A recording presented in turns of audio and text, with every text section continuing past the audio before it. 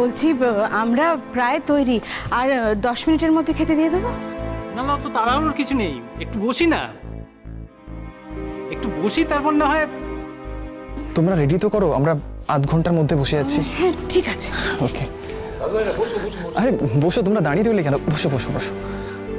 কাজল শোন, সবাই তো এসে গেছে, রান্না বান্না করে দিয়েছিস, খুব ভালো কথা। এবার কিন্তু পরিবেশনের দায়িত্ব আমাদের না। হ্যাঁ যা, তুই চট করে চান করে যা, গরমের মধ্যে সকাল থেকে রান্না করছিস। পরমা, খাবারগুলো একেবারে সার্ভ করে দিয়ে গেলে হতো না? গরমের মধ্যে আরশি দিদি কি আর সার্ভ করবে গো? সেটা ও বুঝবে, ওর স্বামীর বন্ধুরা এসেছে, ও একটু খাবার সার্ভ করবে। একটু পরে তো সেজে গুজে এসে নিচে ওদের সঙ্গে আড্ডায় বসবে, একটু কাজ করুক, শুধু তো আড্ডা মারলে চলবে না। তুই মোট কথা চানটা করে নে, ব্যাস। আমিও যাই, চট করে তোমার জল ঢেলে আসি, বাবা ভীষণ গরম লাগছে। আর সেরকম হলে আধ ঘন্টা পরে খেতে দেওয়া যাবে, ওরা তো আধ ঘন্টার মধ্যে বসছে না বলে। পরমা, আমি একটু শরবত বানিয়ে রেখেছি, গরম থেকে এসেছে তো, তুমি একটু শরবতগুলো দিয়ে দেবে?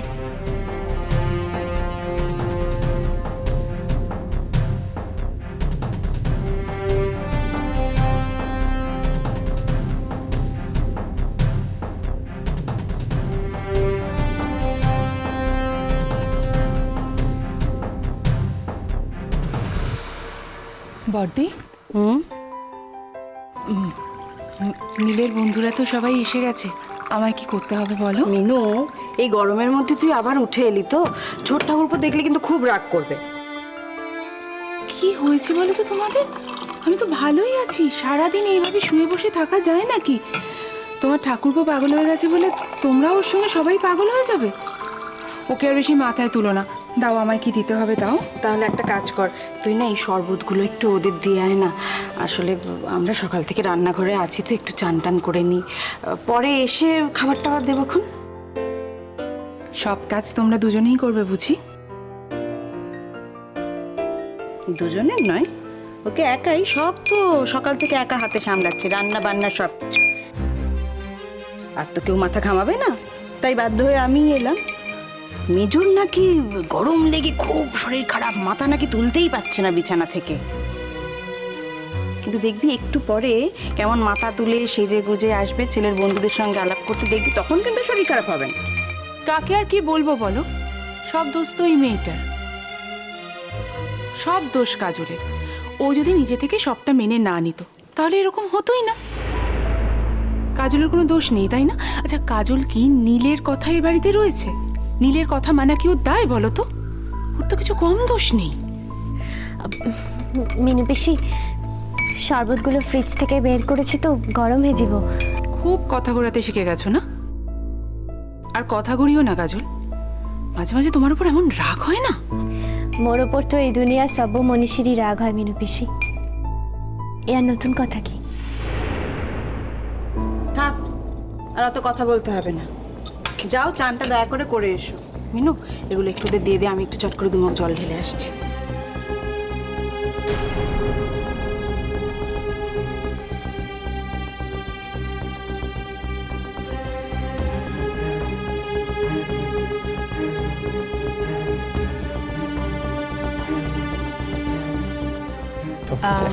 দেখি। এই তোমরা নাও, প্লিজ প্লিজ নাও, তোমরা নাও প্লিজ। কি গো, তোমার বরের বন্ধুরা তো এসে গেছে? হ্যাঁ, এই তোমাকে নীল ডেকে এলো। এই দাঁড়াও দাঁড়াও দাঁড়াও, কোথায় যাচ্ছ? তুমি এসো না, তুমি ছাড়া তো আমাদের আড্ডাই জমে না। এসো। আড্ডার কথা পরে হবে, আসি, কাজের কথাটা হোক আগে। কাজের কথা? কি কাজের কথা? বাড়ি কাজের কথা নেই? কাল তোমার সঙ্গে কাজলের কি হয়েছিল সেটা আমি জানি।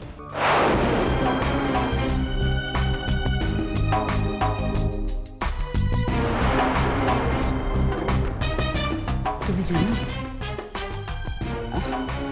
না? মানে আমি তোমাকে সবটাই বলতাম, তুমি কি করে জানলে? একই বাড়িতে থাকি, একটু তো চোখ কান খোলা রেখে চলতেই হবে। আসি, জানি আমি সবটাই জানি। তাহলে ইন্ধনটা কে দিচ্ছিল সেটাও নিশ্চয়ই তুমি জানো। এ বাড়িতে কারা ইন্ধন দিতে পারে আর না পারে সেটা তোমার থেকে আমার অনেক বেশি ভালো করে জানা আসি।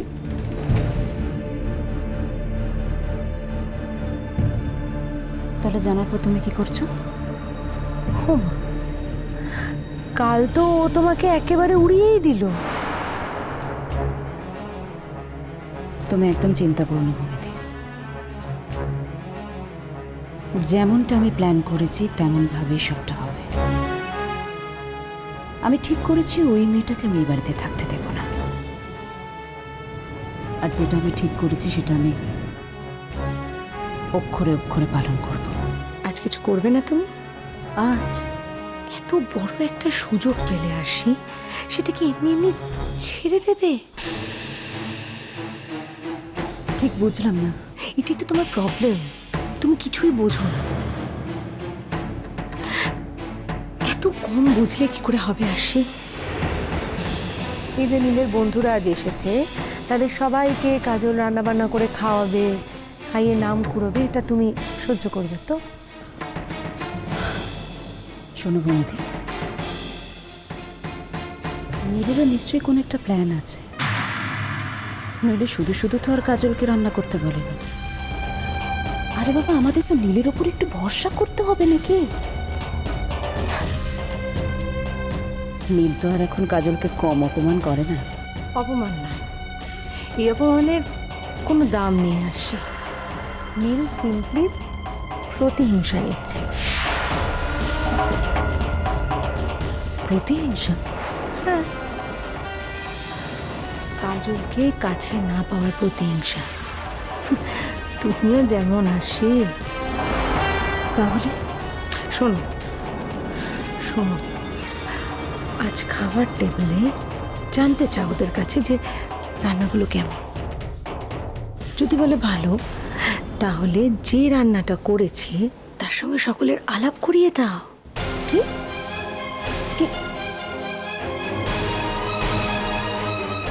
কি বলছো কি তুমি? ও নাম করবে আর আমি কি সবার সামনে দেখিয়েও দেব? তারপর যদি জানতে চায় তখন? আমি তো থাকবো নাকি খাওয়ার টেবিলে?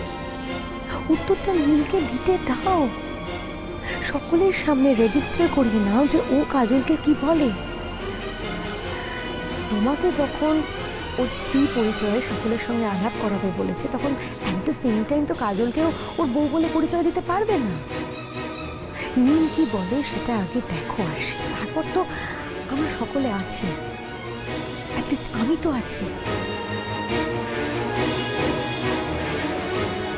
ঠিক বলেছ বৌদি, ঠিক বলেছ তুমি। কাজলকে বলা হয়েছিল আড়ালে আড়ালে থাকতে, তাই তো? কিন্তু না, কাজলকে আমি আড়ালে থাকতে দেব না। ওকে আমি সবার সামনে ডেকে নিয়ে আসবই।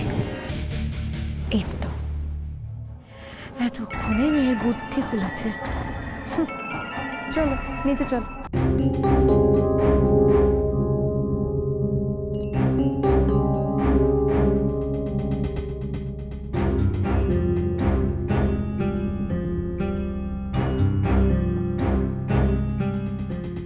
নীল,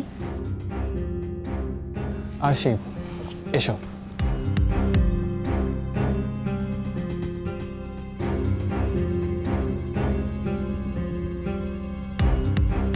এক্সকিউজ মি।